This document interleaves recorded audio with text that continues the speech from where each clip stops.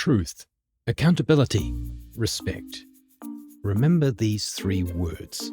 We'll be coming back to them. You've heard of Weta Digital, the New Zealand digital FX darling behind world-shaking movies like the Rings trilogy. What you might have heard less about is A44 Games, a triple-I studio forged through sheer force of will by Weta expatriates. Today, I hope to give you a reason to remember their name by sharing one of the best AA games you've never played. Stand down, Ramuha. Archie, the rumors were true. We're no longer below, death god. You cannot presume to command me. I'm just too diminished to make me. We live in a time where red versus blue is everywhere. A time where we somehow can't have a beer with people who vote the other way. We are driven against each other by the insidious and the corrupt, a ceaseless churn that knows no end until we eventually clash and the sticky red comes out. Our real world is a time of literal marvels, but miracles mean little because we've already killed our gods. Let's meet Nor and Enki, shall we? The hidden monster and its devil's bargain. You might be wondering if I'm talking about Flintlock, The Siege of Dawn, or Our World. It turns out it's both. Flintlock is a game you need to play because it dredges into the story of conflict, of what it means to be on one side of a war and not necessarily the right one. It shows us how we might make allies of our enemies to fight the real monster at the heart of it all. A monster so hidden, so devious we didn't even see it until it was too late. Flintlock's hero is Nor Vanek, a sapper by trade, a killer by disposition. She's ended up in some twat or other's war, digging her way through a ceaseless tide of corpses, because in her world, the dead walk. It's not important who's in charge, because she's not fighting for them. She cares about one man, a father of sorts, Baz, who starts her on a quest through the simple expedience of going out for milk and never coming back. She meets Enki, or should we call him Anshi? Enki is the diminutive form of the forgotten god Anshi. He's a small, almost cute purple-blue fox. Nor swore to kill all gods, and in her time and place, humans have firearms.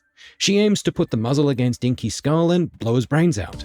Nor has seen her comrades dead or scattered, and she swears to the above and against the below that she will see all gods dead.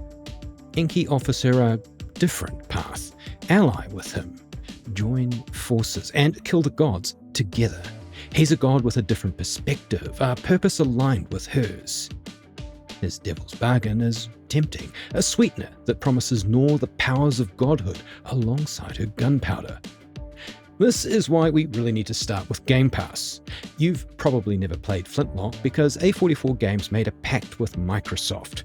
Put our amazing game on your service, we'll take your coin, we'll survive, and through the halo effect of word-of-mouth sales, we'll be successful. But they couldn't have predicted how the market would turn against them.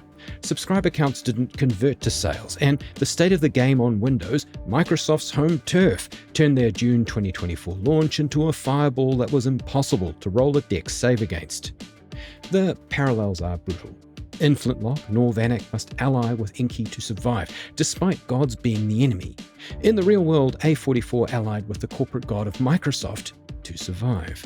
Just as Nor needs Enki's power, A44 needed Game Pass visibility to escape the indie label. Gods are fickle allies. There's no free lunch. In the game, trusting gods is dangerous. In reality, the Game Pass deal guaranteed players over 500,000, but potentially cannibalized actual sales, around a mere 38,000 on Steam, leading to a financial failure relative to the budget and resulting in rumored layoffs. Both pacts offered short-term survival at the risk of long-term soul selling. The game launched badly. I'm here to tell you that you're missing out. Not only is the game fixed, it contains one of the most poignant stories that might make you think about who you should have that next beer with, even if you're a red and they're a blue. Gods versus guns. Flintlock at its heart is God of all light. It carries a souls-lite label, and you can see that if you look sideways at it. There's a currency like souls. There are things that look like campfires. There are transportation shortcuts you can unlock once you've killed all those in your way. But there's also a murder playground that's almost biblical in its purity, a channeling of the dual nature that Kratos and Atreus share in their games. Nor is military, capable enough with a gun, axe, flamethrower, hammer, or whatever's handy, really. She's not afraid to shake a fist at the sky. It's where the bad people are, after all. Enki's got his own abilities, able to use actual magic, a thing the world hasn't seen manifested in a long time. Nor is Kratos and Enki as Atreus, and Flintlock plays like a AA version of what Sony's best has put out, a precision combat murder factory where multiple builds are viable and you can change the world with your axe in hand. It's not Elden Ring, and shouldn't be judged as such. The game is a solid 69. Nice. On OpenCritic, but that's because so many people believe the souls-lite label rather than the God of War lineage. What they've almost entirely missed is the real story it's trying to tell, the parable of our time, that it's possible to forgive the unforgivable, to find your own path when people are telling you to travel to a different destination, and that at the end, you'll find people you can really count on. The Weta DNA. The founders of A44 left the golden cage of Weta because they wanted to build interactive worlds, not just look at them. They came equipped with their Kiwi number 8 wire mentality, and it was this that let them build a blockbuster on a budget. They crafted a world that is not just lush, but interesting to actually be in. The towns you liberate aren't just inanimate skyboxes, they are legitimate places. There is a sublime lived-in feel imbued by the artwork and the atmosphere of the wilderness. You hear a bystander commenting on how good it is to be alive and here with the whole family after Nor liberates their hamlet, but maybe not with Ma. And suddenly it grounds the fantasy. These NPCs have their own backstories and you've only just walked in the room. But the real heavy lifting is done by the sound. Olive Gray, who voices Nor, and Alistair Petrie, who voices Enki, are S-tier actors. They use the silence between words to do so much of the work, and yet they aren't afraid to be soft or loud as the situation demands. And they're funny. There's a scene where Enki is trying to teach Nor some Godspeak. She can't get the pronunciation, and in the end she's just like, let's just leave it. The way she says it sounds like someone who is pissed off with Enki, herself, and the world at large, and yet they laugh with each other later. Or there's that time you find a water wheel. Enki stops and says he could listen to it until the end of time. Something so ordinary spoke to him at a level we believe because his voice actor made us understand. But this isn't entirely what I mean about the Weta DNA. Remember those words I told you to remember. Truth. Accountability, respect. These are A44's values. They're right there on the website. You can go check. In crafting such a believable story about friends versus enemies, they needed Nor Vanek to be relatable. She needed to command respect, and she needed to hold herself to account for her own actions. It's a corporate mission statement baked into the code. And because they needed Nor to be true, they made her distinct. But truth provokes. The internet screamed woke because Nor is a black woman. But the culture warriors missed the point, as they usually do. It's not her blackness that's underlining the issue. It's her humanity. Her color defines her position on the board, but her struggle defines her soul. And yet she's able to find common ground with people who aren't black. Even with those who look like purple blue foxes. Her difference makes her perspective relatable, and in this, we believe her, which is ironic, because our story started with all sides lying to each other. Enki lied to Nor, and Nor deceived her friends, all just to try and get by. It is a startling parallel for our time, but as the credits roll, Flintlock draws you a map to find your better self. One fight, but also one truth at a time. The click. When the game clicks, it is a delight. I expected that last level to be a slog, but no, you feel like a true master of war when set against the paper figures cast against you. I had real Star Wars Jedi Fallen Order vibes here when Cal Kestis becomes a Jedi after facing his doubts. But also, it's just damn fun. There was this one sequence in a trench. I rounded a corner and saw a summoner in the distance. This guy is whipping specials out of his ass, and he's not running low on supplies. I needed to get to them, but they were motivated to not let that happen, spawning what felt like a never-ending tide of mobs. Most were these super fast-moving dudes with aggressive strikes, but I'm Nor.